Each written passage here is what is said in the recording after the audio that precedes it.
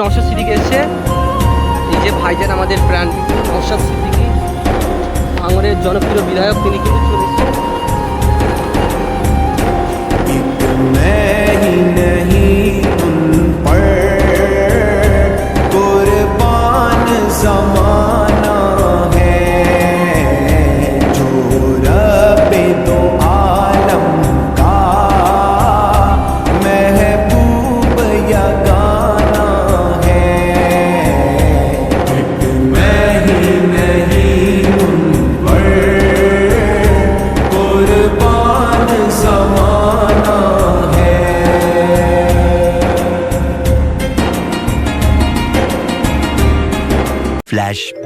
Hello বন্ধুরা, চলে এসেছি নতুন একটা ব্লগে। আশা করি তোমরা খুবই ভালো আছো। সো আল্লাহর রহমতে আমিও খুবই ভালো আছি।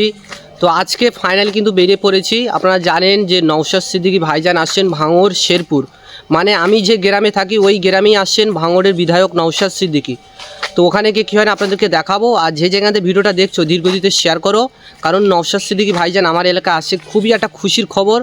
আর আমাদের এলাকা আসছে, আমি সকালে খুব খাটাখাটি করছিলাম, তো সেই কারণে ভিডিওটা ওইগুলো করতে পারিনি। আমি চেয়েছিলাম ওইগুলো দেখাবো, তবে সেইগুলো দেখাতে পারিনি। তো আজকের এই ভিডিওটা যে যেখানে দেখছো ধীরগতিতে শেয়ার করো। তো চলো যেখানে ভাইজান আসছে সেই জায়গাটা আপনাদেরকে দেখাবো। তো ফুল ভিডিওটা দেখতে থাকো, আশা করি খুব ভালো লাগবে। কিন্তু বিধায়ক নওশাদ সিদ্দিকী ভাইজান চলে এসছে। আর এই যে দেখতে পাচ্ছ ভাঙড়ের বিধায়ক নওশাদ সিদ্দিকী ভাইজান, আর এই যে ব্রিজ আমাদের বড়ালি ব্রিজ, আর সেই ভাঙা গাড়ি কিন্তু নিয়ে নওশাদ সিদ্দিকী এসছে। এই যে ভাইজান আমাদের প্রাণপ্রিয় নওশাদ সিদ্দিকী, ভাঙড়ের জনপ্রিয় বিধায়ক, তিনি কিন্তু চলে এসছেন।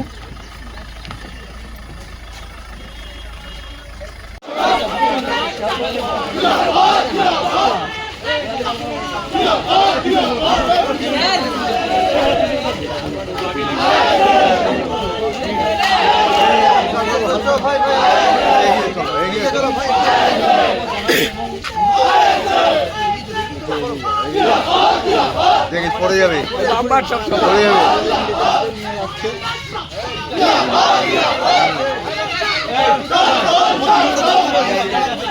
পড়ে যাবে।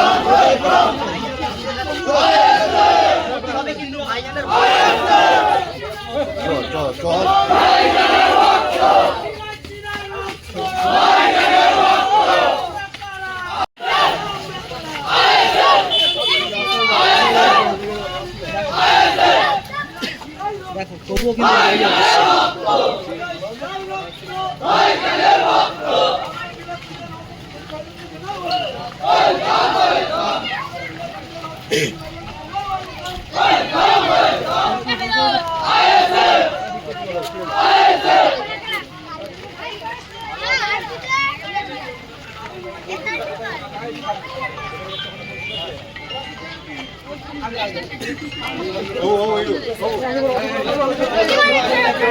ভাইজান আসার পর একেবারে শেরপুরে একেবারে হাজার হাজার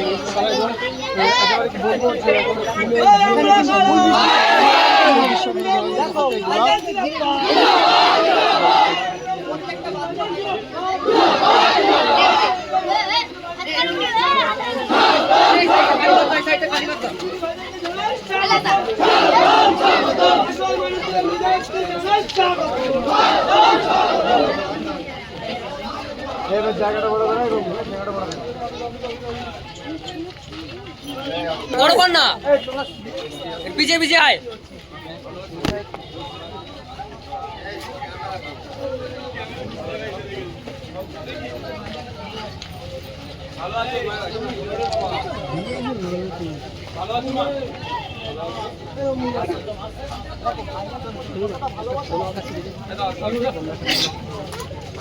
এই ইয়াসিন ভাই,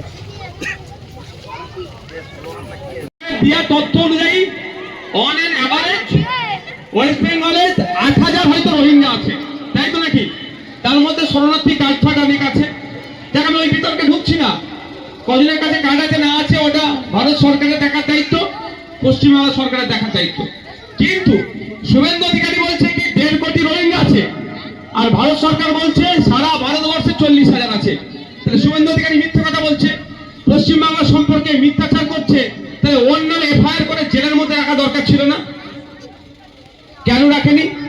শুভেন্দু অধিকারী কদিন আগে কলকাতা পুলিশের ভাঙড় ক্যাম্প কলকাতা পুলিশ করেছে, কলকাতা পুলিশের সিপি স্যারের সম্পর্কে একটা বাজে মন্তব্য করেনি, একটা খারাপ ভাষায় গালিগালাজ করলো, তো শুভেন্দু অধিকারীকে ওই গাল দেওয়ার জন্য ধরে জেলের মধ্যে রাখতে পারতো তো, রাখেনি।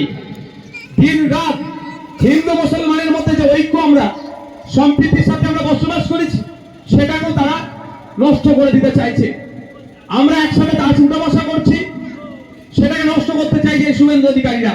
ধরে জেলের মধ্যে রাখা দরকার, জেলের মধ্যে রাখেনি।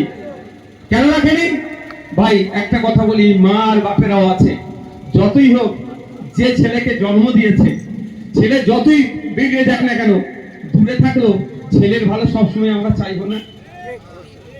আর ছেলে যে জন্মদাতা মা বাপ কুলঙ্গার দু একটা কথা বাদ দেন, আলাদা খেলেও আলাদা পড়লেও বাপ মায়ের না অসুবিধা হয় সবসময় কিন্তু সে চেষ্টা করে না।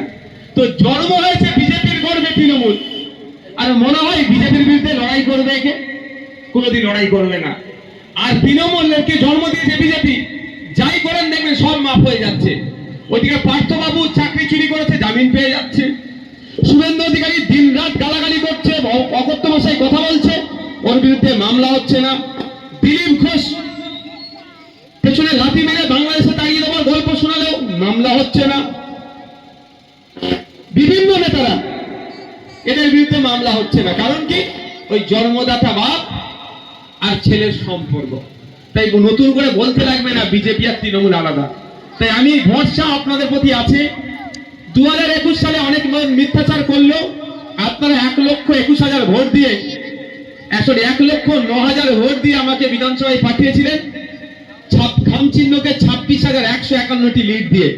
আমার ভরসা, যে যতই চিৎকার করুক না কেন, যে যতই গল্প দিক না কেন, যতই নটোরিয়াস ক্রিমিনালকে দায়িত্ব দিক না কেন, গণতন্ত্রের শেষ কথা বলে জনগণ, এটা আমার বিশ্বাস। তো দিনের শেষে এই জনগণ আগামী 26 নির্বাচনে খাম চিহ্নকে ডবল মার্জিনে বিধানসভার মধ্যে পাঠাবে। এই ভরসাটা করতে পারবো তো নাকি?